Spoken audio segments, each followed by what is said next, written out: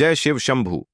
दोस्तों, 15 दिसंबर 2025 सोमवार सफला एकादशी के दिन करें एक हल्दी दीपक वाला यह उपाय। माता लक्ष्मी जी के आशीर्वाद से जीवन के हर कष्टों से तुरंत मिल जाएगी।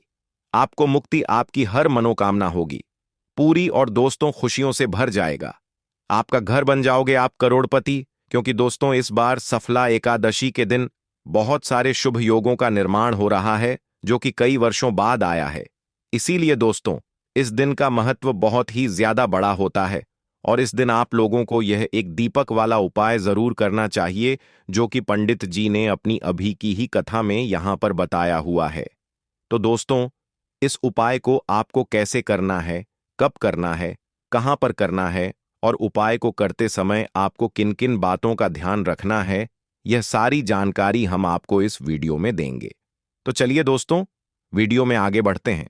देखिए, यह दिन इतना खास होता है, इतना महत्वपूर्ण होता है, देखा गया है कभी कभी बड़े बड़े पूजा पाठ अनुष्ठान से जो मनोकामना पूर्ण नहीं होती है, वह आज 15 दिसंबर 2025 सोमवार सफला एकादशी के दिन एक छोटे से उपाय करने से ही आपकी सभी मनोकामना पूर्ण हो जाती है। और बहुत सारे लोगों ने इस उपाय को किया भी है और उनको इस उपाय को करने का फल भी जरूर मिला है।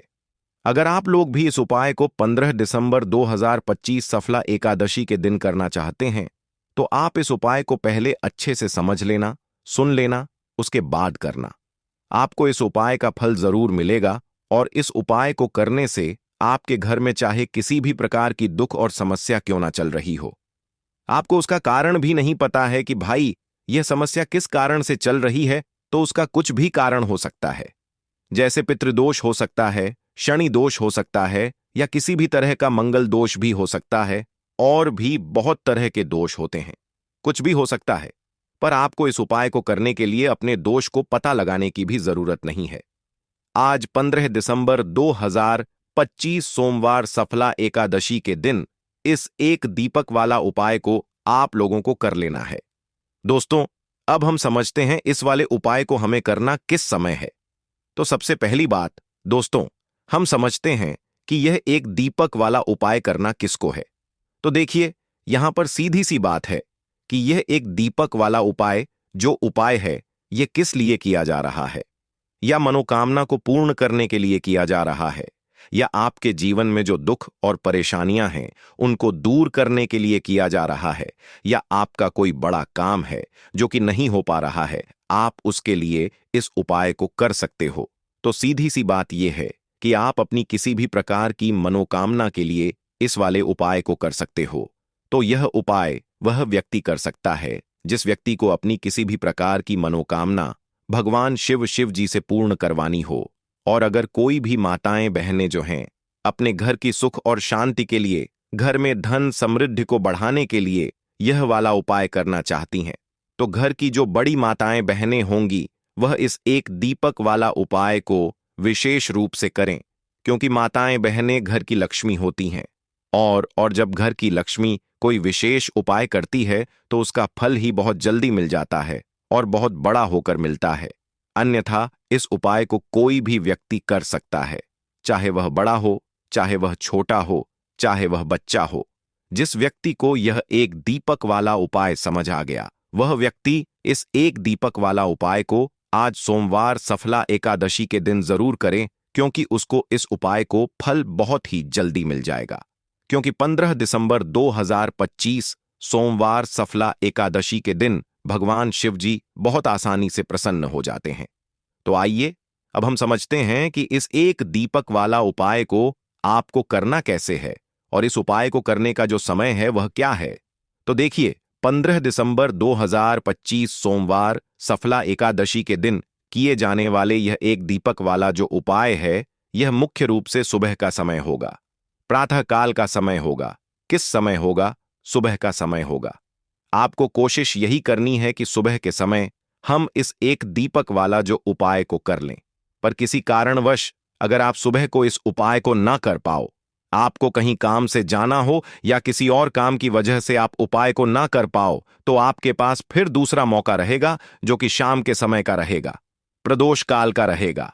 अब भाई प्रदोष काल का समय भी एक बहुत ही लोगों के मन में प्रश्न बन जाता है कि भाई यह समय होता कब है, कितने बजे से लेकर कितने बजे यह समय होता है, ताकि हमें उपाय के लिए जो है करने का समय पता लग जाए। तो हम आपको बता दें, प्रदोष काल का जो एक समय होता है, शाम का समय, वह होता है शाम के 6 बजे से लेकर शाम के 7 बजे तक बजे के बीच का। इस समय के बीच में आप उपाय को करेंगे तो आपको उस उपाय का जरूर फल मिलेगा। तो शाम के 6 बजे से लेकर शाम के 7 बजे के बीच में आप लोग इस एक दीपक के दीपक वाला जो उपाय को कर सकते हो। तो भैया बहुत सारे लोग यहां पर यह प्रश्न भी जरूर करेंगे कि भाई हम तो नौकरी पर जाते हैं, हम अपनी ड्यूटी पर जाते हैं और आने में हमें देर हो जाती है, तो उस जगह पर हमें क्या करना चाहिए। तो देखिए, उन लोगों को भी टेंशन लेने की जरूरत नहीं है। अगर आप लोग इस उपाय को शाम के समय प्रदोष काल में कर रहे हैं और अगर आप आने में देरी भी हो जाती है, आपको आने में 7 बजे तक आप नहीं पहुंच पाते हो, तो भाई आप 7 या रात 8 बजे तक भी अगर उपाय को करोगे तो भी चल जाएगा। और अगर इससे भी थोड़ा देर हो जाती तो भी आप उपाय को कर सकते हो, क्योंकि 15 दिसंबर 2025 सोमवार सफला एकादशी का दिन है। यह दिन बहुत ही कम आता है, पूरे साल भर में एक बार। इसलिए जब आपको मौका मिल जाए, जब आप इस उपाय को जरूर कर लेना। कोई भी उपाय हो, आप कभी भी कर सकते हो। आज सोमवार सफला एकादशी के दिन बस कोशिश करना कि समय के थोड़ा मतलब अंतर ही कर लो। पर किसी कारणवश अगर ना कर पाओ तो फिर आप थोड़ा देरी से भी कर सकते हो, आपको उपाय का फल जरूर मिलेगा। पूज्य गुरुजी ने कहा कि जब भी सोमवार सफला एकादशी का दिन पड़े तो आपको सिर्फ और सिर्फ एक दीपक वाला उपाय करना है। इससे आपके जीवन 100% सफलता मिलेगी। में अगर धन वैभव की समस्या चल रही है, अगर आप रुपए पैसों के लिए बहुत ज्यादा परेशान रहते हैं, आर्थिक तंगी चल रही है, कई बार आप प्रयास बहुत करते हैं, मेहनत बहुत करते हैं, लेकिन आपको धन प्राप्त नहीं हो पाता है, आप मेहनत करने के बावजूद भी सफल नहीं हो पाते हैं, आप अपने व्यापार में असफल हो जाते हैं, नौकरी करने के प्रयास में असफल हो जाते हैं, किसी भी कार्य में अगर आप असफल हो रहे हो या फिर आपको धन की हानि हो रही हो, तो गुरुजी ने कहा कि आपको यह छोटा सा उपाय इस सोमवार तृतीय तिथि में जरूर करना चाहिए। तो चलिए जानते हैं इस विशेष उपाय के बारे में। लेकिन उससे पहले एक प्रार्थना, अगर आप वास्तु वॉइस चैनल पर नए हैं तो कृपया चैनल को सब्सक्राइब अवश्य कर लें और वीडियो को लाइक करके कमेंट बॉक्स में जय श्री हरिविष्णु जी, जय माता लक्ष्मी जरूर लिख दें, जिससे कि भगवान श्री हरिविष्णु जी और माता लक्ष्मी जी की कृपा सदैव आप और आपके परिवार पर बनी रहे और आपको कभी भी धन से संबंधित किसी प्रकार की कोई कमी ना हो। आज का यह वीडियो बहुत ही खास होने वाला है, क्योंकि सफला एकादशी में किए जाने वाले 3 विशेष उपाय आज आपको इस वीडियो में बताए जाएंगे। यह उपाय आप अपनी समस्या के अनुसार कर सकते हैं। इन उपायों में आपको धन प्राप्ति के उपाय बताए जाएंगे, आपकी मनोकामना पूर्ति के उपाय बताए जाएंगे, जीवन में किसी भी प्रकार के संकट चल रहे हैं, समस्याएं चल रही हैं, तो उनको दूर करने के उपाय बताए जाएंगे। चलिए जानते हैं पूज्य गुरुजी द्वारा बताए गए सबसे पहले और सबसे खास उपाय के बारे में। इस उपाय के लिए आपको सबसे पहले जरूरत पड़ेगी एक दीपक और थोड़ी सी पीसी हुई हल्दी की। अब यह एक दीपक हल्दी डालकर घर में अगर आपने मार्ग शीर्ष महीने के किसी भी सोमवार के दिन जला दिया तो धन दौलत आप संभाल नहीं पाओगे। जितनी भी आपके घर में धन की कमी है, आपके जीवन से आपके घर से दूर हो जाएगी और मां लक्ष्मी की कृपा से आपके घर में धन इतनी तेजी के साथ आना शुरू हो जाएगा जिसके बारे में आप कल्पना भी नहीं कर सकते हैं। देखिए दोस्तों, आज की वीडियो बहुत ही खास है। अगर आपके घर में भी लगातार धन की कमी आ रही है, घर में लड़ाई झगड़ा बहुत रहता है या फिर घर में पैसे की कमी लगातार बनी रहती है, मतलब पैसा आता ही नहीं है। एक होता है कि पैसा आ रहा है लेकिन खर्च हो जाता है, फिजूल खर्ची होती है।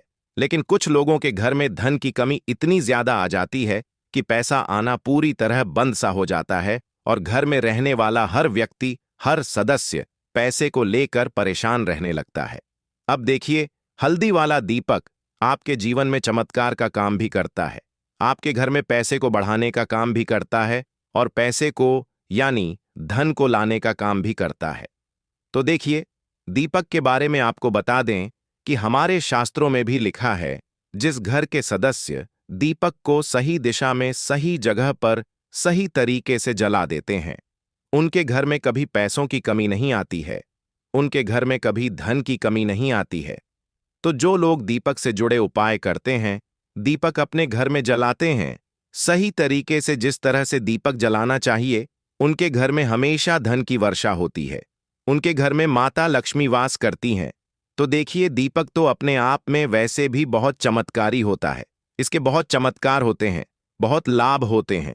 लेकिन हल्दी वाला दीपक जो होता है, ये बहुत ज्यादा उत्तम होता है धन से जुड़ी समस्याओं को दूर करने के लिए और घर में हो रहे झगड़े क्लेश लड़ाई को दूर करने के लिए। तो देखिए, जिस घर में लड़ाई झगड़ा होता है, कोई किसी से आपस में ही घर के सदस्य लड़ते झगड़ते हैं, उनके घर में हमेशा पैसे की कमी होती ही होती है। क्योंकि कभी भी ऐसे घर में पैसा नहीं आता है, क्योंकि ऐसे घर में कभी भी माँ लक्ष्मी का वास नहीं होता है। अब जैसे ही घर से आप लड़ाई झगड़े को दूर करते हैं, घर से क्लेश को दूर करते हैं, वैसे ही आपके घर में पैसा आना भी शुरू हो जाता है। तो देखिए, आज की वीडियो में जो हल्दी वाले दीपक का उपाय आपको बताएंगे, यह उपाय बिल्कुल नया है और इस उपाय 100% कारगर है। 100% कारगर है। 100% कारगर है। को करने से ऐसा समझ लीजिए कि रातों रात आपके जीवन से धन से जुड़ी समस्याएं भी दूर हो जाएंगी, घर में पैसा आना भी शुरू हो जाएगा, रुकना भी शुरू हो जाएगा। तो चलिए बात कर लेते हैं कि इस उपाय को आपको किस समय कैसे करना है। तो देखिए, सबसे पहले तो आपको यहां पर लेना है थोड़ा सा आटा, ठीक है ना। जो गेहूं का आटा होता है वह आप ले सकते हैं। अब आपको क्या करना है, आटे को मार लेना है। इसके अंदर आपको पिसी हुई 2 चुटकी हल्दी डालनी है। जब आप आटे में हल्दी डाल देते हैं तो आटे का कलर हल्का पीला हो जाता है। तो आपको आटे का दीपक बनाना है जिसके अंदर आपको हल्दी डालनी है। अब यह दीपक आपने तैयार कर लिया। अब इस दीपक का शेप यानी आकार आप कोई भी दे सकते हैं। गोल दीपक बना सकते हैं, चौकोर दीपक बना सकते हैं, कैसा भी दीपक आप बना लें जैसा आपको बनाना आता हो, ठीक है ना। अब आपको इसके अंदर शुद्ध देसी घी भरना है, रुई की बात ही लगानी है, और फिर इस दीपक के अंदर अलग से एक चुटकी पिसी हुई हल्दी आपको और डालनी है। अब यह दीपक आपको कहाँ लगाना है, अपने घर में आपको यह दीपक लगाना है। श्री हरि विष्णु के सामने देखिए। अगर आपके घर में तुलसी जी का पौधा है तब तो बहुत ही उत्तम है, आप यह दीपक जो है तुलसी जी के पौधे के पास लगाएंगे। अगर आपके घर में तुलसी जी का पौधा नहीं है तब यह दीपक आपको श्री हरि विष्णु के सामने लगाना है अपने घर के मंदिर में, और यहां पर आपको एक मंत्र बोलना है, ओम नमो भगवते वासुदेवाय नमः। अब देखिए, ये जो आटे का दीपक आपने लिया है ना, आटे का दीपक जो होता है, ये आपके घर में कभी भी अन्न और धन दोनों की कमी नहीं होने देता है। क्योंकि यहां पर जब आप आटे का दीपक लेते हैं तो मां अन्नपूर्णा का आशीर्वाद आपको मिलता है। क्योंकि मां अन्नपूर्णा ही हम सभी को अन्न देती हैं। हमारे रसोई घर में जो अन्न का भंडार भरा रहता है वह मां अन्नपूर्णा की ही कृपा होती है। तो देखिए, हर व्यक्ति चाहता है कि उसके पास इतना अन्न हो कि वह खुद भी अपने घर का खर्चा कर सके, अपने घर के जितने भी सदस्य हैं उनके जीवन को चला सके। और हम तो यही चाहते हैं कि हम कभी भी किसी भी व्यक्ति से एक उधार ना लें, बल्कि दूसरे लोगों को पैसा दे है ना दूसरे लोगों की जरूरतों को पूरा कर पाएं। तो यहां पर सीधे सीधे में अन्नपूर्णा का आशीर्वाद मिल जाता है।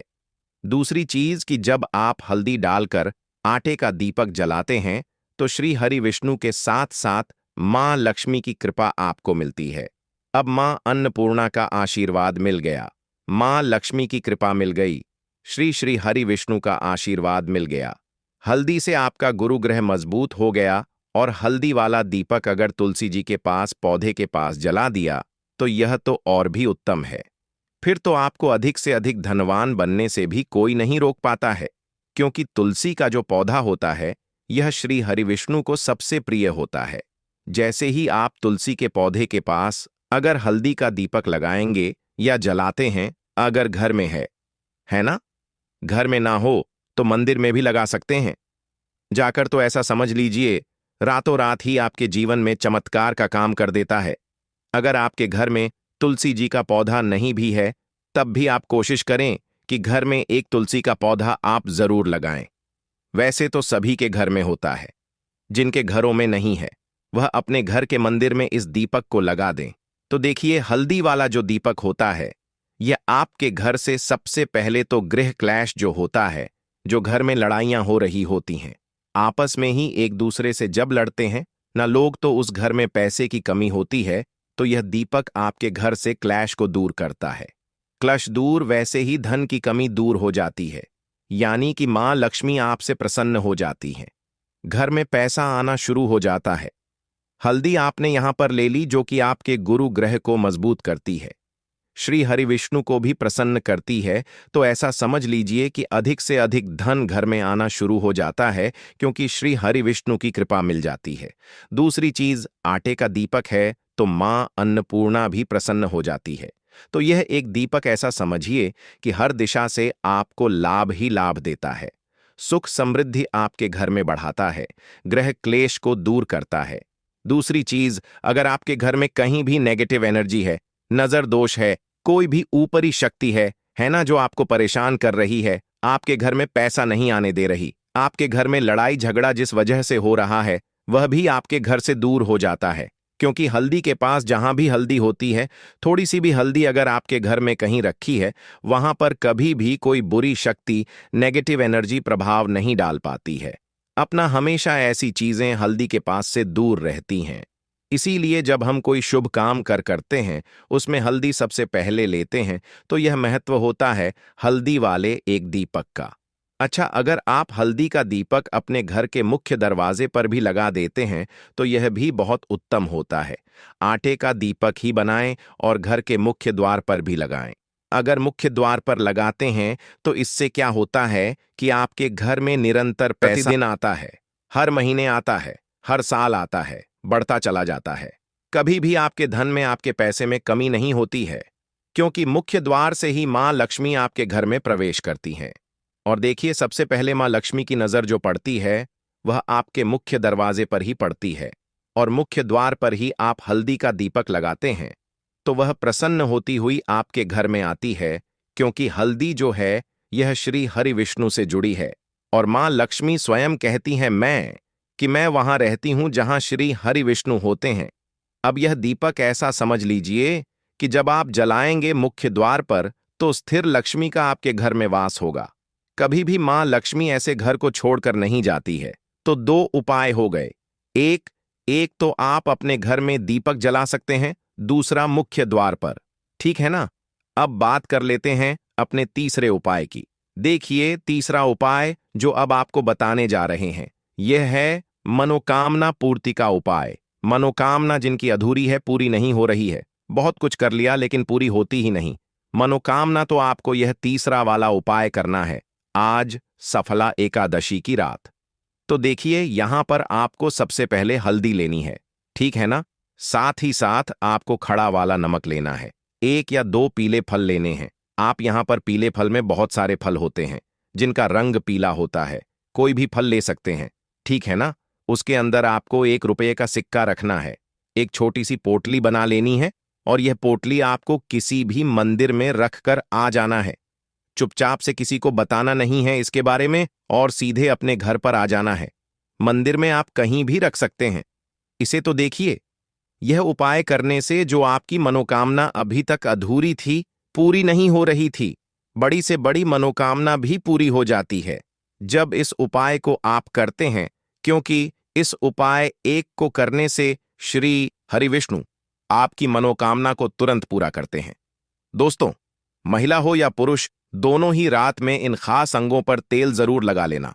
हम आपको एक ऐसा अंग बताएंगे जिस पर काफी लोग तेल लगाने से शर्माते हैं, और आप सभी लोग जानते ही हैं, जिसने की शर्म उसके फूटे कर्म।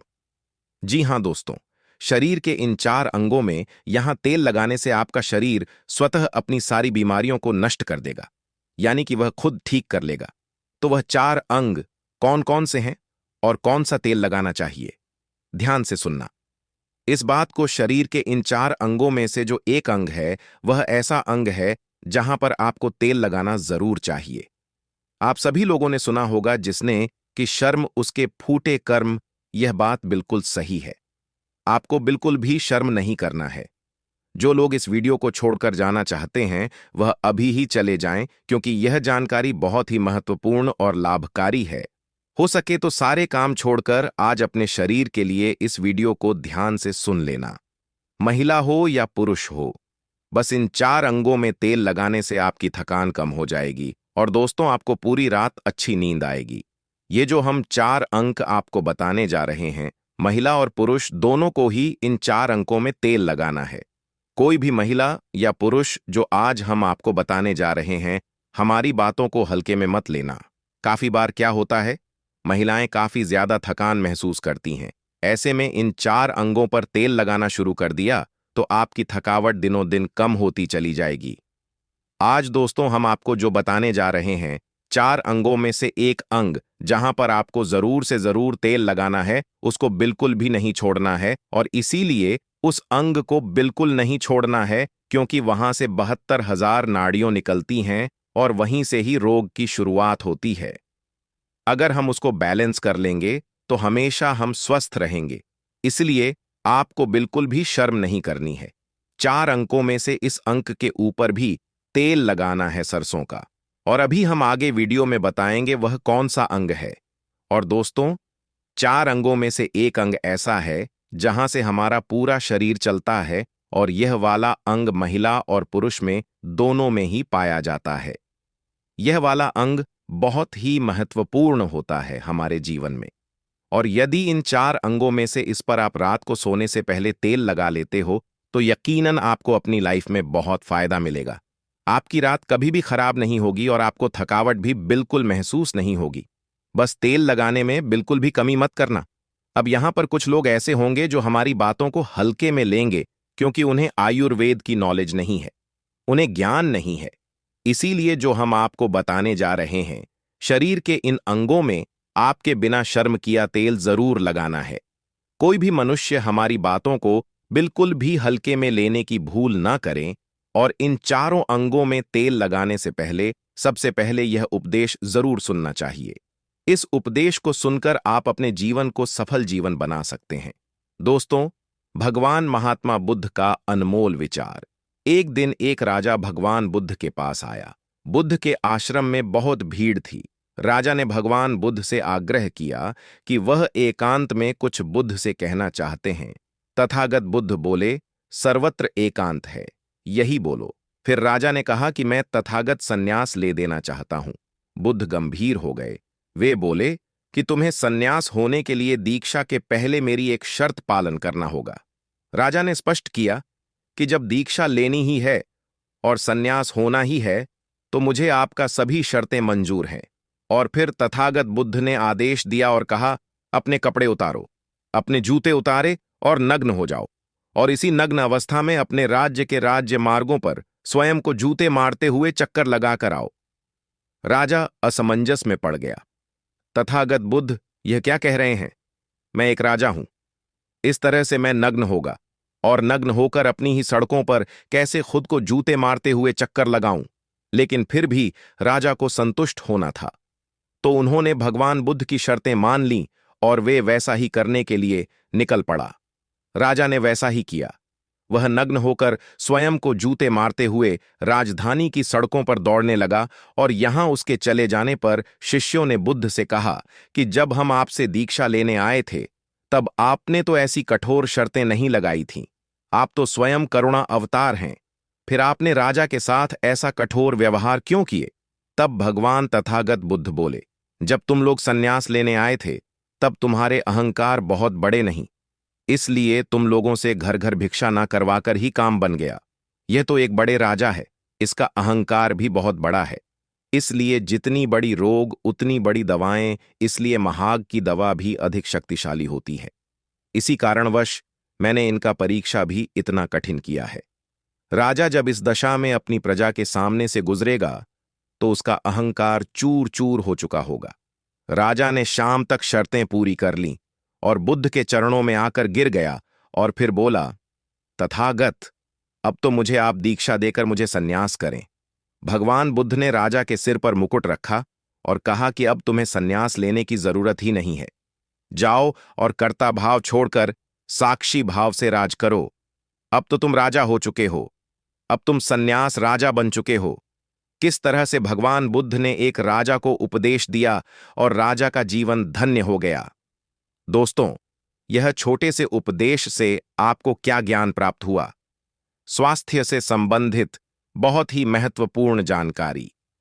दोस्तों, यह हमारा शरीर किससे बना है, यह सबसे पहले जानना जरूरी है। और हमारे शरीर में कौन से 3 दोष पाए जाते हैं? हमारा शरीर 5 तत्वों से बना है और हमारा शरीर में 3 दोष पाए जाते हैं, वात दोष, पित्त दोष और कफ दोष। इसे जानना जरूरी है क्योंकि यहां हर एक बीमारी का कारण होता है, क्योंकि हर एक बीमारी का जरिया ही 3 दोष है, इसलिए जानना जरूरी होता है। तो आपका शरीर का सबसे महत्वपूर्ण दोष यह 3 दोष है, पित्त दोष, कफ दोष और वात दोष। अगर आप शरीर का वात दोष गड़बड़ हो गया तो 60 से 70 पर बीमारी होगी। अगर आपके शरीर का पित्त दोष गड़बड़ हो गया तो शरीर में 15 से 20 पर बीमारियां होती हैं, और आपके शरीर का कफ दोष गड़बड़ हो गया तो 5 से 10 पर बीमारी होती है। अब इन तीनों प्रवृत्ति हमारे शरीर में कब से कब तक रहती है? जब हम जन्म से बाल्या अवस्था में रहते हैं, यानी 0 से जब हमारा जन्म होता है और 14 साल की उम्र तक हमारे शरीर में दोस्तों इसकी प्रवृत्ति ज्यादा होती है। इस समय कफ ज्यादा बनता है। यह प्रकृति की देन है। कफ इसलिए बनता है क्योंकि हमारा शरीर ग्रो करता है। कफ बनना जरूरी है क्योंकि यह हमारे शरीर के बहुत ही महत्वपूर्ण अंग है। बस हमें यह ध्यान देना है, हम अपने बच्चों को ऐसी कोई चीज नहीं देना है जिससे उनका कफ और बढ़ जाए, क्योंकि बच्चे उस समय कुछ नहीं जानते। पेरेंट्स को जागरूक होना होगा। बस हमें अपने बच्चे को कुछ भी ऐसी चीज नहीं देना है जिससे उसका कफ और बढ़ जाए। बनाने वाली चीजें हमें उन्हें नहीं खिलाना है। नहीं तो क्या होगा? कफ से संबंधित जो 5 से 10 पर बीमारी है, जैसे टीबी, दमा, अस्थमा, शिजोफ्रेनिया, ये सारी बीमारियां इसकी वजह से होती हैं, जहां आपको ध्यान देना होगा। दोस्तों, हर पेरेंट्स को ध्यान देना होगा। और दोस्तों, वीडियो में आगे बढ़ने से पहले अगर तुम में से कोई जय जय बजरंगबली जी को मानता है, तो अगर सच में ही है, आप इस वीडियो को लाइक कर नीचे कमेंट बॉक्स में एक बार जय जय बजरंगबली लिख देना। बजरंगबली जी, जो भी भक्त कमेंट बॉक्स में जय जय बजरंगबली लिखता है तो उसके मन में जो भी मनोकामना है वह पूरी कर देना। दोस्तों, इसके बाद हम आगे वाली अवस्था में आते हैं, बाल्यावस्था से युवा अवस्था। युवा अवस्था हमारा कब से कब होता है? जब हम 15 साल से 60 साल के बीच में होते हैं। दोस्तों, इस समय हमारा युवावस्था होता है। इस समय हमारे शरीर में पित्त प्रवृत्ति सबसे ज्यादा होता है, सबसे ज्यादा पित्त बनता है। इसलिए हमें यह ध्यान देना होगा कि हम ऐसी कोई वस्तु ना खाएं जिससे हमारा पित्त बढ़ जाए। अगर हमारे शरीर में पित्त 100 से ज्यादा हो जाए तो हमें तुरंत डॉक्टर को दिखाना चाहिए, बढ़ जाएगा। तो दोस्तों, हमारे शरीर में 15 से 20 पर बीमारियां, गंभीर बीमारियां होती हैं। इसके बाद हमारा आता है वृद्धावस्था। 60 साल की उम्र हमारा वृद्धावस्था होता है। इस समय हमारे शरीर 60 साल की उम्र हमारा वृद्धावस्था होता है। इस समय हमारे शरीर 60 साल की उम्र हमारा वृद्धावस्था होता है। इस समय हमारे शरीर में वात बढ़ता है और वात से संबंधित 60 से 70 पर बीमारियां हमारे शरीर में होती हैं। तो आपको ऐसी कोई चीज नहीं खाना है जिससे वात रोग बढ़े। तो दोस्तों, यहां आप समझ गए कि आपके शरीर में 3 दोष का क्या रोल है। इसलिए इन 3 दोष संबंधित जो भी जानकारी जहां से मिले, जैसे मिले, उसे हासिल कर लीजिए और हासिल करके अपने जीवन में उतारें। कारण को हटा दीजिए और इन 3 देशों में क्या खाना है, क्या नहीं खाना है, इसका हमेशा ध्यान रखना है। इस दोष को बढ़ाने वाले चीजें कभी मत खाएगा। अब 3 दोष के बारे में जान गए। अब यह जानिए, आपका शरीर 5 तत्वों से बना है और इन 5 तत्वों में 5 प्रोटीन, विटामिन, सारे तत्व आते हैं। अब इस 5 तत्वों, 5 में और 3 दोषियों में जो भी कमी आती है, तभी आपका शरीर बीमार होता है, अन्यथा आपका शरीर बीमार नहीं होता। अब आप समझ गए आपका शरीर बीमार होने का क्या कारण है। जैसे कुछ लोग रोते हैं, दोस्तों, भगवान ने हमें ये कष्ट दे दिया, भगवान ने हमें ये बीमारी दे दिया, हमें गैस्ट्रिक अल्सर हो गया, हमें थायराइड, ब्लड प्रेशर, शुगर हो गया। क्यों हो गया? भगवान ने नहीं दिया, आपने खुद पाला है। जब आपको प्रकृति कहता है कि खाना खाने का नियम पालन करिए, पानी पीने का नियम पालन करें, इस प्रकृति का नियम पालन करिए, तो आप क्यों नहीं कर रहे हैं? जबकि हमारा शरीर उसी तत्व से बना है, प्राकृतिक तत्वों से ही तो बना है। हमारा शरीर भी पानी से ही तो बना है, खाने से ही तो बना है, पोषक तत्वों से ही तो बना है। यह सारे नियम का आपको पालन करना होगा। अब जब यह हमारा पित्त दोष कह रहा है कि यह चीज नहीं खाइए, पित्त और बढ़ेगा, तो आप उसे क्यों खाते हैं? पिज्जा बर्गर आप क्यों खाते हैं? चाय आप क्यों पीते हैं? चीनी आप क्यों खाते हैं? जब आप ये सारी चीजें खा रहे हैं तो आपके पेट में एसिडिटी बनेगा, आपके पाचन तंत्र बीमार पड़ेगा। तो जब आपका पाचन तंत्र बीमार होगा तो कुल तमाम बीमारियां आपको आएगी। ये तो आप खुद कर रहे हो ना, ब्रह्मांड नहीं दे रहा है, भगवान नहीं कर रहा है। हम आप इसे खुद जाने अनजाने में कर रहे हैं। हम अपने मन को, अपनी जीभ को कंट्रोल नहीं कर पा रहे हैं। तो दोस्तों, ये सारी चीजें आप छोड़ दीजिए। अब दोस्तों बात करते हैं, हमारे शरीर में तेल कौन सा लगाना चाहिए, कहां पर लगाना चाहिए, उस पर जानते हैं। समझ गए आपका शरीर निर्माण कैसे होता है?